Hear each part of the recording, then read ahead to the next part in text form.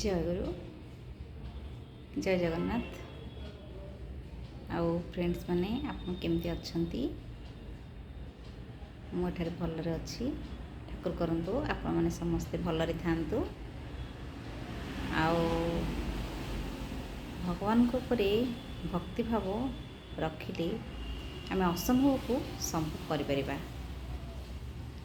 ए विषय आज आलोचना करिबी। आम मैंने आमर जीवन में प्रत्येक स्तर दे गति करे प्रथम आम छोट पिला था तापर आस्ते आस्ते बड़ हो जाओ तापर पाठ पढ़ू पाठ पढ़ी सारा पर आम मैंने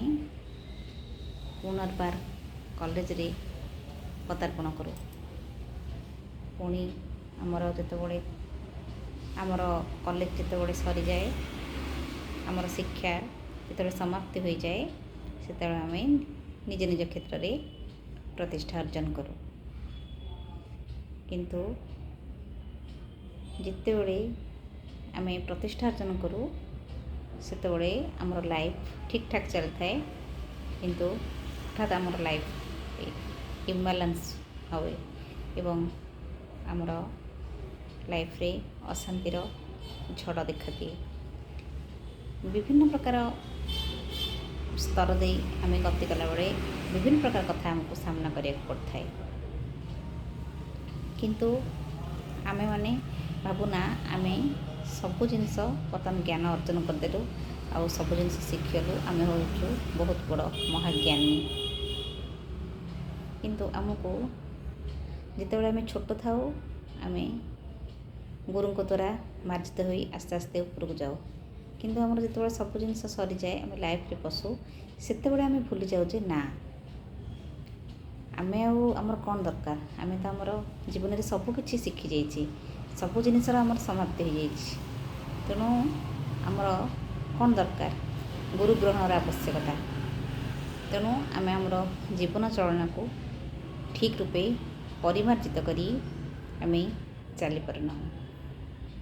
जीवनर अंका फंका रास्तार चलने को हेले जड़े गुरुंकर आवश्यकता रही कारण जीवन क्षेत्र में आमको बहुत किसी सामना करने को पड़ता है बहुत झड़ झंझा आए किंतु जदि आम जीवन में जड़े आम गुरुंकर आश्रय ग्रहण कर चली था तेबे से झड़ झंझा गुड़िक आम लाइफ को आसी थाए किंतु आम जदि गुरुंक ऊपर पूर्ण विश्वास रखी आगु आगु चली था से झड़ झंझा गुड़िक आमर आसिले से झड़ झंझा गुड़िक मिल जाए तेणु आमको आम जीवन में जड़े आदर्शवान गुरु को जीवन में वर्ण करने उचित जी कि आम जीवन को सुंदर भाव परिमार्जित करी चलवा शिखी दी था जदि गुरु हाथ धरी आम चली था तेबे आम जीवन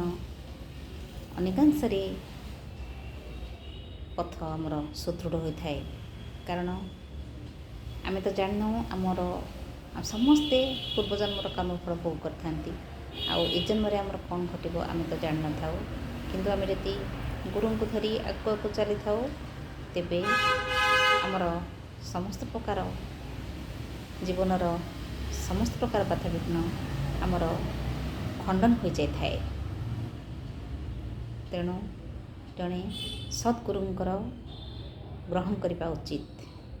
यदि सद्गुरु आमको जीवनर असल कायदा शिखी दी था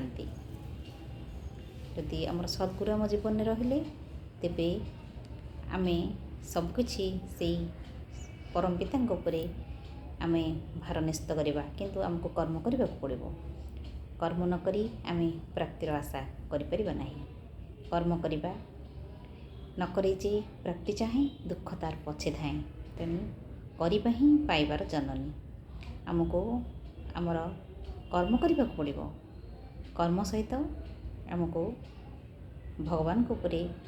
चिर विश्वास रखा पड़ो जदि आम कर्म करवा नहीं खाली फल प्राप्तिर आशा करवा तेबे आमे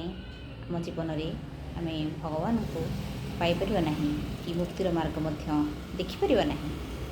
ତେଣୁ ଆମେ ଆମ ଜୀବନରେ ସଦ୍ଗୁରୁଙ୍କର ଆଶ୍ରୟ ଗ୍ରହଣ କରିବା ଦରକାର। ସଦ୍ଗୁରୁଙ୍କର ଶରଣାପନ୍ନ ହୁଅ, ସତ୍ ନାମ ମନନ କର, ସତ୍ସଙ୍ଗର ଆଶ୍ରୟ ଗ୍ରହଣ କରିବ, ଦେଖିବ ତୁମର ଉନ୍ନୟନ ପାଇଁ ତୁମକୁ ଭାବିବାକୁ ପଡ଼ିବ ନାହିଁ। ଏ ହେଉଛି ଶ୍ରୀ ଠାକୁର ଅନୁକୂଳ ଚନ୍ଦ୍ରଙ୍କର ଗୋଟିଏ ବାଣୀ। ଯଦି ଆମେମାନେ ସଦ୍ଗୁରୁଙ୍କ ଶରଣରେ ରହିବା,